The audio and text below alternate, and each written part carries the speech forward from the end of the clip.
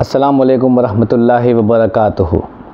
अल्हम्दुलिल्लाह आज सीरत मुस्तफ़ा सल्लल्लाहु अलैहि वसल्लम का एपिसोड 2 हम आपके सामने प्रेजेंट कर रहे हैं। माज़रत चाहते हैं, पिछले हफ्ते हम एपिसोड नहीं डाल सके, थोड़ी मसरूफ़ियत थी इस वजह से, मगर अल्लाह का शुक्र है कि दूसरा एपिसोड हमें बनाने का अल्लाह की तरफ से मौका मिला और आज हम आपके सामने फिर सीरत मुस्तफ़ा प्रोग्राम के अंदर एक और वाक़या आपके आगे हम प्रेजेंट करेंगे, जिस वाक़े को मैंने ख़ास चुना है, जिसमें ज़िक्र है हज़रत अब्दुल मुत्तलिब का, हमारे नबी करीम सल्लल्लाहु अलैहि वसल्लम के दादा जान हज़रत अब्दुल मुत्तलिब। हज़रत अब्दुल मुत्तलिब का असली नाम जो था वो शैबा था। आपको लोग अब्दुल मुत्तलिब के नाम से जानते थे।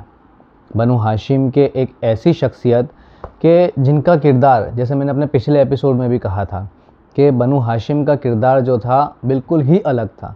उस वक्त के कुफ़ार भी बनु हाशिम के बारे में कुछ गलत बोल नहीं पाते थे। इतना अल्लाह तबारक व तआला ने बनु हाशिम को इज़्ज़त से नवाजा था।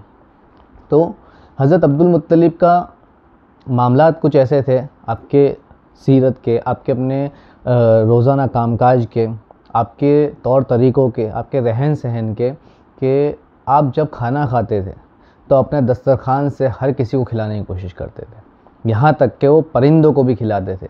जो बात उनकी सबसे ज़्यादा लोगों में छाई हुई थी, परिंदों को खिलाने वाला, और शरीफ, नहायत ही शरीफ। और दूसरी चीज़ ये थी जो सबसे अच्छी थी कि हज़रत अब्दुल मुत्तलिब अपनी ज़िंदगी में भी गलत चीज़ों को गलत कह दिया करते थे, बता दिया करते थे। और जो वाक़या है अबाबील के पंछियों का, वो कंकरियों वाले पंछी जिनका वाक़या हम अक्सर सुनते हैं, वो हज़रत अब्दुल मुत्तलिब के ही ज़माने का है। नबी करीम सल्लल्लाहु अलैहि वसल्लम के पैदा होने से कुछ वक्त पहले का ही वाक़या है। वो बादशाह जो यमन का था, जिसका नाम अबरहा था, जिसने एक बहुत आलिशान एक जगह बनाई, उस जगह पे उसने काबे की तरह एक चीज़ बनाई, और काबे की तरह एक चीज़ बनाकर अबरहा ने ये चाहा कि लोग अब हज के लिए मेरे मुल्क में आएँ। अबरहा यमन का था और यमन में चाहता था कि लोग मक्का से छोड़कर यमन में आ जाएं, मगर अल्लाह को तो ये बात गवारा ही नहीं होनी थी। खैर, मामलात कुछ ऐसे हुए कि मक्का के किसी एक शख्स ने यमन में जाके वो जो उसने इबादतगाह बनाई थी, उस इबादतगाह में जाकर गलत हरकत कर दी, जिसकी वजह से अबरहा काफ़ी तैश में और काफ़ी गुस्से में आ गया। अबरहा से रहा नहीं गया और वो अपना लश्कर लेकर मक्का पर चढ़ाई करने के लिए आ गया, और जंग करने के साथ उसने मक्का के आम लोगों के जितने भी ऊँट, बकरियां और जितने भी जानवर थे जो वहाँ के आम लोग पालते थे, उन्हें अपने काबे में कर लिया। अब हज़रत अब्दुल मुत्तलिब को इस बात का बड़ा रंज हुआ, क्योंकि बहुत से ज़्यादा तादाद में ऊँट हज़रत अब्दुल मुत्तलिब के भी थे उसमें। सभी जानते थे मक्का के लोग कि इस वक्त मक्का के हालात वो नहीं थे कि जंग करके जवाब दे सकें। हज़रत अब्दुल मुत्तलिब के हाथ में काबे की चाबियाँ रहती थी।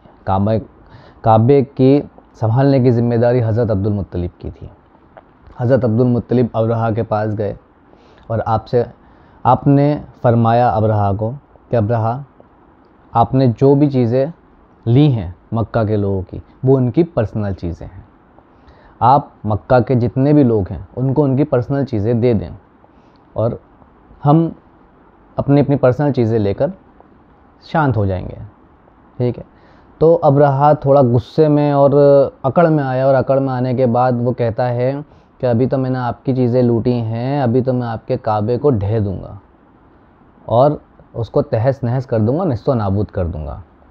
तो हज़रत अब्दुल मुत्तलिब ने कह दिया कि भाई वो मेरा घर थोड़ी है, वो तो जिसका है वो संभाल लेगा। बस ये थी आपके ईमान की बात। वो जो कहा है ना कुरान में अल्लाह तबारक व तआला ने सूरह आले इमरान में कि और हमने चुन लिया इमरान की औलादों को और इब्राहीम की औलादों को, तो वो इब्राहीम की यही तो औलाद हैं जिनको अल्लाह तबारक व तआला ने चुन लिया है। तो यही बात कहकर आप निकल गए। अबरहा ने ये कर दिया कि जितने भी लूटे थे मक्का के आम लोगों की चीज़ें लूटी थी, जो जानवर लूट लिए थे, वो उसने वापस दे दिए। हज़रत अब्दुल मुत्तलिब अपने घर गए, मक्का के लोगों को बुलाया। बुलाने के बाद आपने कहा कि सब अपने अपनी जानवर जिसके जो हैं वो ले लो और पहाड़ की एक चोटी पे चढ़ जाओ। हज़रत अब्दुल मुत्तलिब भी इस तरह चले गए। पहाड़ की चोटी पे जाकर आपने अल्लाह तबारक व तआला से दुआ की कि अल्लाह, हर शख्स अपने घर की हिफाजत करता है, लिहाजा तू भी अपने घर की हिफाजत कर। ये कहकर आप दुआ कर दी। अगले दिन सुबह में जब अब्रहा काबे पर चढ़ाई करने के लिए लश्कर लेकर आया तो वो खुदा का करिश्मा, वो अल्लाह का करना वैसा हुआ, अल्लाह की कुदरत कि अबाबिल नाम के पंछी, छोटे छोटे पंछी जो अपनी चोंच में, अपने पंजों में कंकरियां लेकर आए, और उनकी कंकरी का एक वार ऐसा था कि वो किसी हाथी या घोड़े सवार के सर पे अगर वो कंकरी पड़ती तो उसके सर को चीरती हुई, उसके जिस्म को चीरती हुई, उसकी सवारी को चीरती हुई ज़मीन पे जाती। इसी पर तो वो हमारी अलम तरा कैफ़ फ़अल रब्बुका की सूरह, जिसको सूरह फ़ील कहते हैं, वो नाजिल हुई थी। यही तो अल्लाह ने कुरान में वो सूरह फ़ील का वाक़या बताया था जो हज़रत अब्दुल मुत्तलिब के ज़माने में हुआ था। तो ये वो वाक़या है जो नबी करीम सल्लल्लाहु अलैहि वसल्लम की सीरत की किताब से मैंने चुना और आपको बताया। ये वाक़या कई लोगों से आपने सुना होगा, और मैंने चाहा था कि सीरत के प्रोग्राम शुरू करने से पहले मैं नबी करीम सल्लल्लाहु अलैहि वसल्लम के अब्बा जान, उनके दादा जान, परदादा जान के बारे में भी बताऊं, जिससे हमें पता चले कि किस तरह अल्लाह तबारक व तआला ने नबी करीम सल्लल्लाहु अलैहि वसल्लम को एक ख़ानदान जो इब्राहीम अलैहिस्सलाम की आल है उनको चुनकर आप सल्लल्लाहु अलैहि वसल्लम को दुनिया में भेजा। तो आज के एपिसोड के लिए इतना ही, हमें इजाज़त दीजिए। इंशाअल्लाह अगले एपिसोड में मैं कोई एक और वाक़या आपके सामने लाकर रखूँगा और बताऊँगा, और इसी तरह इंशाअल्लाह हमारे सीरत के प्रोग्राम हर संडे को, हर इतवार को आपके सामने प्रेजेंट किए जाएंगे। अस्सलामु अलैकुम व रहमतुल्लाहि व बरकातुहू।